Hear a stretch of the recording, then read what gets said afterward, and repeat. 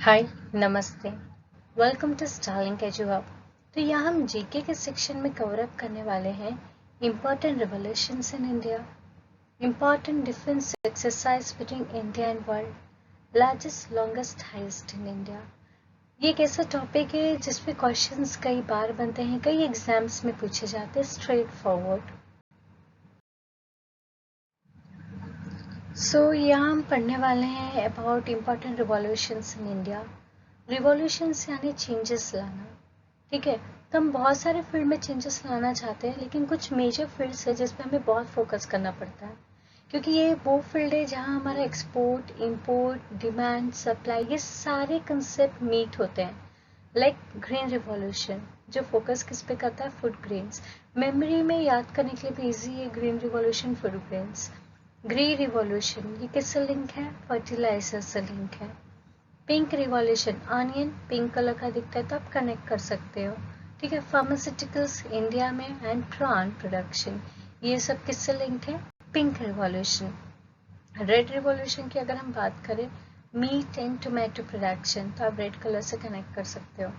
Yellow revolution को अगर हम कनेक्ट करें तो ऑयल सीड, ठीक है। Evergreen again you can connect with agriculture, overall development, fine.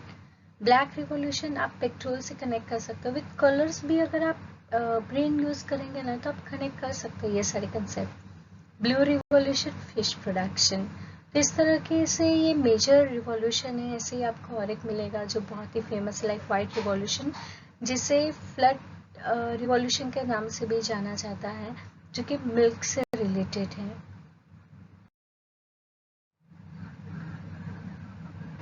So let us discuss few things about green revolution.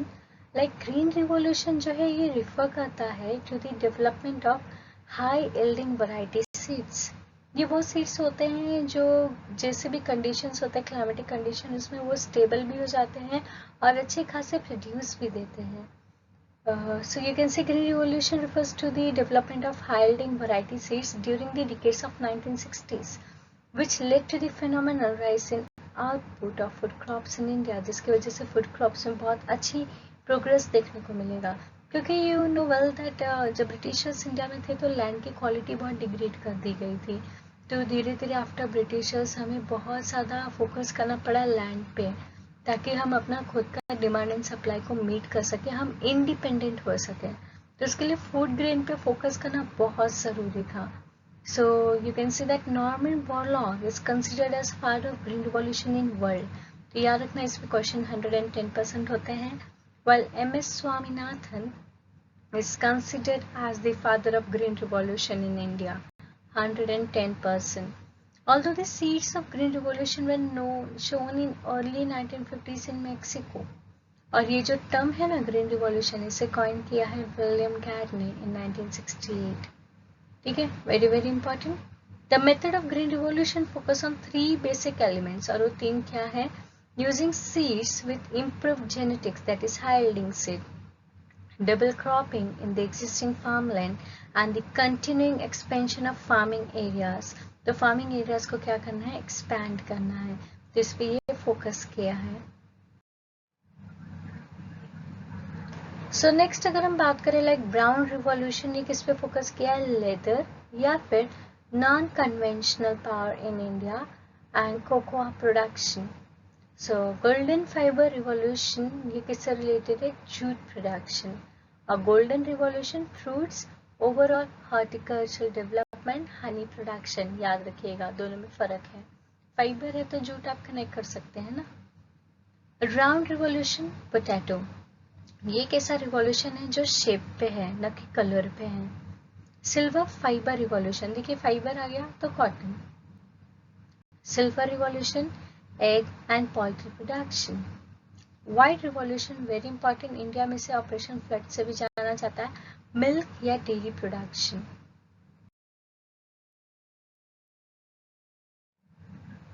सो अगर हम बात करें like important defence exercises between India and world, तो फेमस कौन सा है, गरुड़ एक्सरसाइज. तो गरुड़ एक्सरसाइज के ऊपर भी क्वेश्चंस आ चुके हैं. एक्चुअली ये सारे क्वेश्चन जो है डिफेंस के ऊपर आजकल बहुत ट्रेंडिंग हो रहे हैं, ठीक है. सो गरुड़ एक्सरसाइज क्या है, इंडिया एंड फ्रांस के बीच में. देखिए ये सब इंडिया एंड दूसरे कंट्री के बीच में, ये एक्सरसाइज का मीनिंग क्या है, ये शेयर करते हैं अपने पावर्स, अपने कंसेप्ट, अपनी टेक्टिक्स। तो ये जब शेयर करते हैं तो हम अगर कोई कंट्री में कोई प्रॉब्लम्स है, जैसे फ्रांस में प्रॉब्लम आ गया, तो हमने ऑलरेडी फ्रांस में प्रैक्टिस कर लिया है, उस लोकेशन को हमने ऑलरेडी मैपिंग कर लिया है कि कैसे हम डिफेंड करेंगे, कैसे उन्हें सपोर्ट करेंगे। ऐसे ही इंडिया में कभी प्रॉब्लम हुआ तो फ्रांस भी कर सकता है।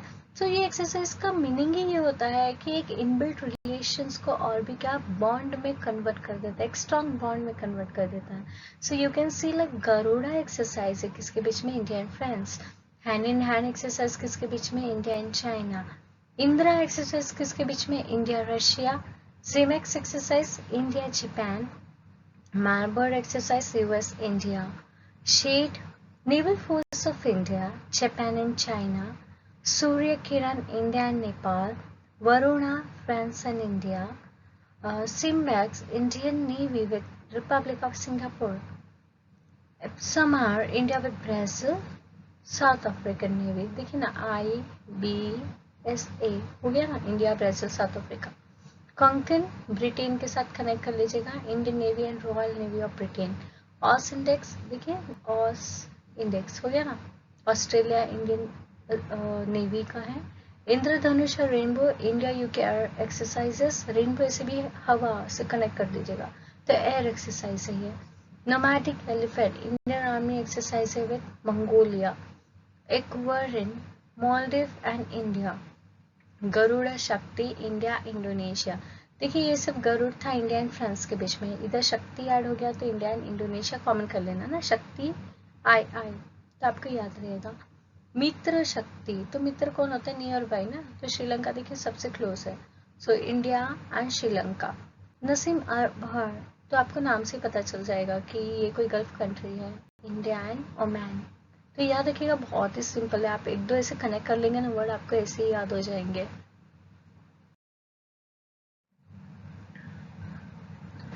So let us talk about largest, longest, highest in India. So you can see the longest river bridge. तो ये कौन सा है, महात्मा गांधी सेतु, ये कहाँ है, पटना में। लार्जेस्ट लेक ये कौन सा है, हुलार लेक, जम्मू एंड कश्मीर।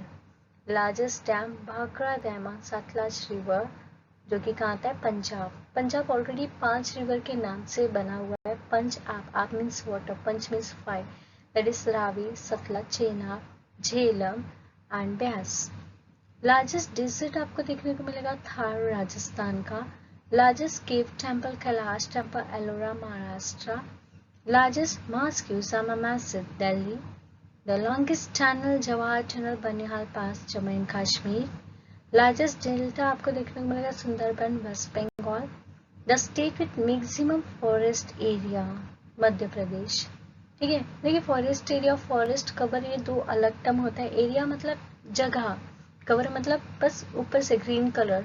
ठीक है, तो आपको देखने को मिला मध्य प्रदेश में फॉरेस्ट एरिया सबसे ज्यादा है। ठीक है,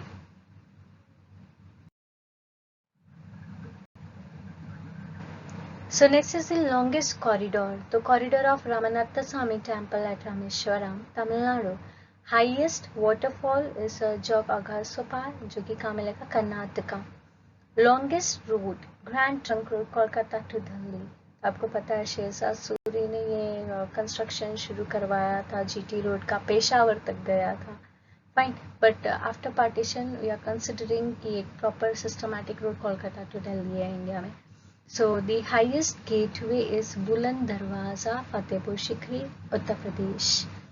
next you can see longest river Ganga, तो जब इंडिया का पार्टीशन नहीं हुआ था तब तक इंडस था, after partition it's Ganga.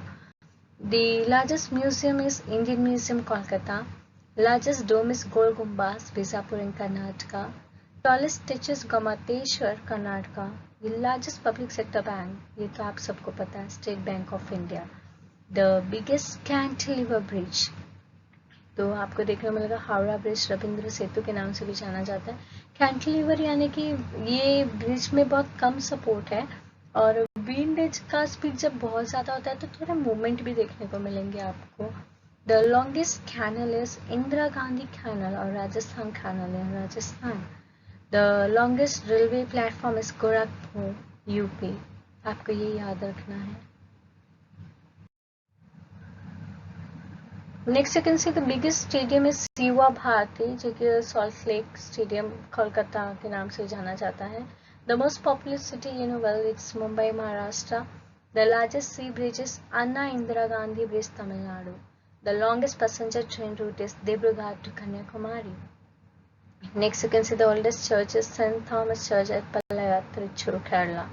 Longest national highway NH7 Varanasi to Kanyakumari. अगर हम नॉर्थ साउथ कनेक्ट करते हैं तो जम्मू से कन्याकुमारी के भी रूट्स कनेक्ट हो चुके हैं, बट उसमें मर्ज्ड है कई national highway. It is not complete one single root.